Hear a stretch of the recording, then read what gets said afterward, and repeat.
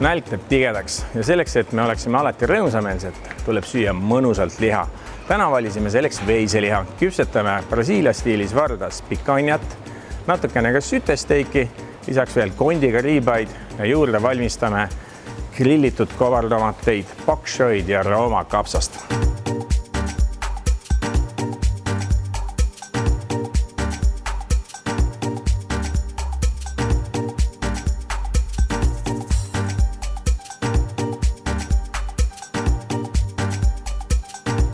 Nüüd hakkame valmistama siis veiseliha ja meil on täna valitud siis selleks pikanja, mis on väga hea ideaalne tükk tagaosast. Lisaks on riibaist lõigatud sellised sentimeetri, 1,5 sentimeetri paksused viilud, mida me sütte sees küpsetame ja samamoodi siis suur kondiga tükk riibaid. Pikanjat valmistame siis niimoodi, et me lõikame pikanja tegelikult 2 selliseks suuremaks tükiks, sest me küpsetame ta täna sellise suhteliselt suure tükina. Sellises nii-öelda võib öelda, et Brasiilia stiilis, aga maitsestame ta ennem ära ja paneme siia peale natukene ka soola, sest et see on suhteliselt paks tükk. Me tahame, et natukene ka seda soola küpsemise ajal sinna sisse läheks. Enamus soolast me lisame pikanjale siis muidugi peale küpsetamist, siis kui me ta juba lahti viilutame. Aga lisaks siis siia ka musta pipart. See on siis hea Tellicelli must pipar, mis on maailma üks parimaid mustasid pipraid ja ka teisele küljele ilusti peale.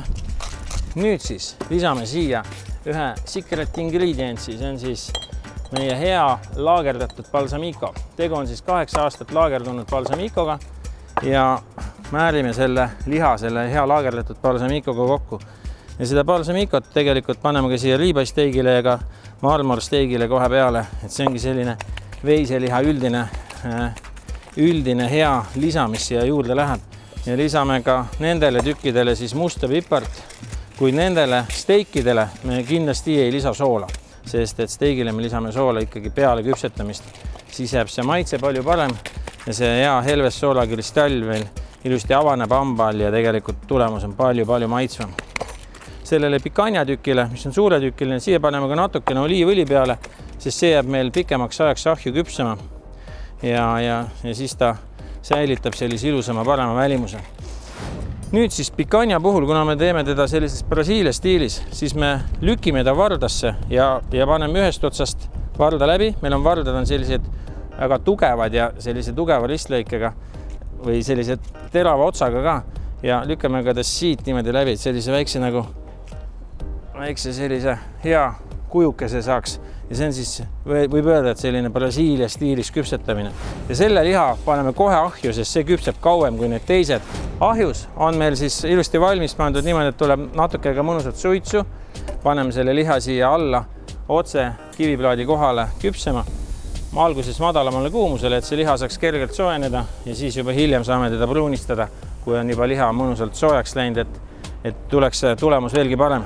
Aga selleks, et see pikanja saaks ka küpsetamise ajal rohkem suitsu, meil on siin eelmisest küpsetusest alles natukene head pardirasva, et me võime lisada siia süte kohale ääre peale natukene pardirasva siia resti peale, et siis see hakkab ilusalt siin meile head suitsu tekitama ja teeb selle tulemuse veelgi mõnusama ja parema. Nüüd on meil pikanja siin juba kuskil 15-20 minutit küpsenud ja on paras aeg lisada ahju ka selline hea kondiga riibaisteik.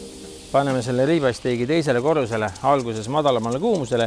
See on siis nüüd küpsetus, mis on natukene teistsugune sellisest tavapärasest steigi küpsetusest, et tavaliselt lastakse kõrgemal kuumusel mahlad kinni ja siis järel küpsema, aga meie teeme praegu hoopis vastupidi. Paneme liha madalale kuumusele, selle suure steigi laseme tal nii-öelda nagu ette küpseda, soojaks minna ja siis tõmbame kõrge kuumuse peale ilusasti need triibud peale. Nüüd siis maitsestame ette meie kirstomatid, see on kobaratane ilusti. Need siis grillime ka grillresti peal mõnusalt pehmeks. Lisaks on meil siin ka pak choi'd ja Rooma kapsas, millega samuti viskame grilli peale.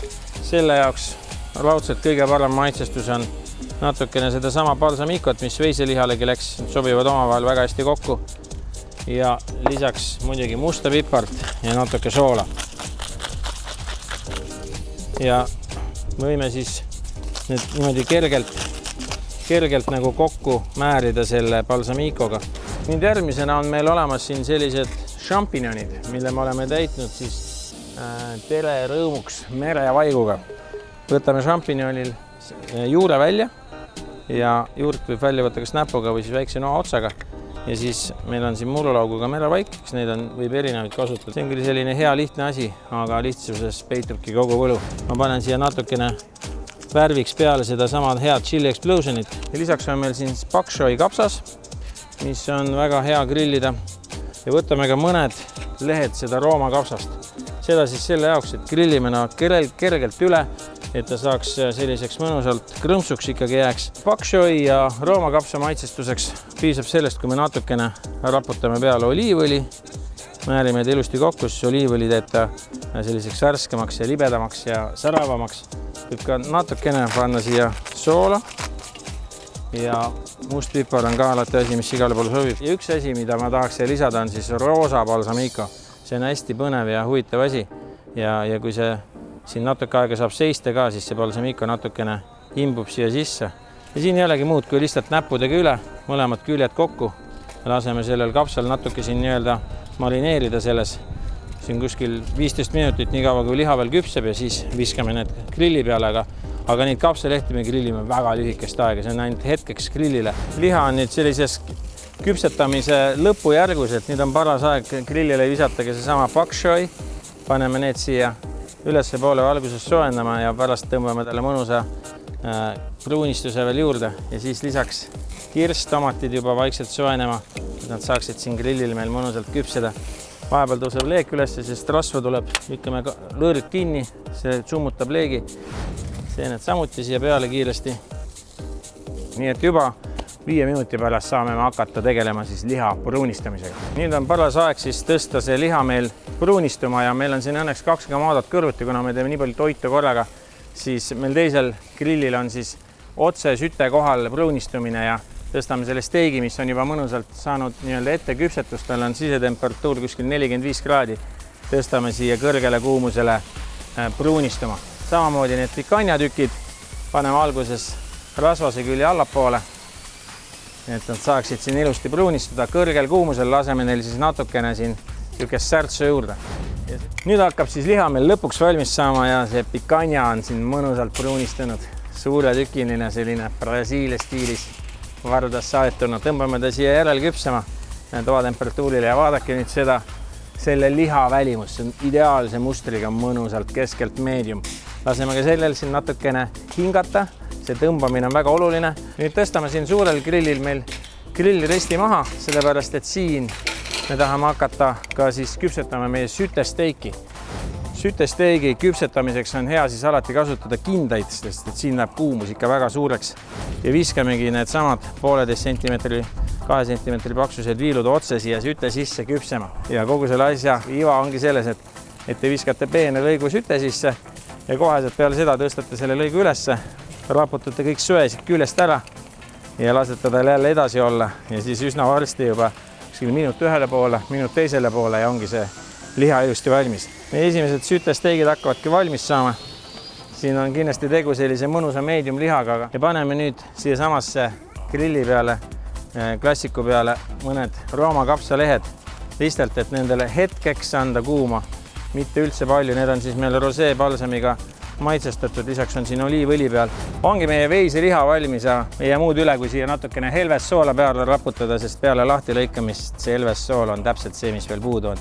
Ja nagu näete, see küpsetatud steik on ideaalse küpsetusastmega. Ta on väljast nii ilusti pruunistunud ja keskelt on super pehme ja hea. Ja kui siit võtad väikse tüki, siis see on lihtsalt paradiis. Täitsa lõpp. See on ülihea. Liha valmistamine ongi täpselt nii lihtne, proovige kõik kodus järgi. Kui juba kõike 3 steiki korraga teha, tehke ühe kaupa. Nii et grillime iga ilmaga.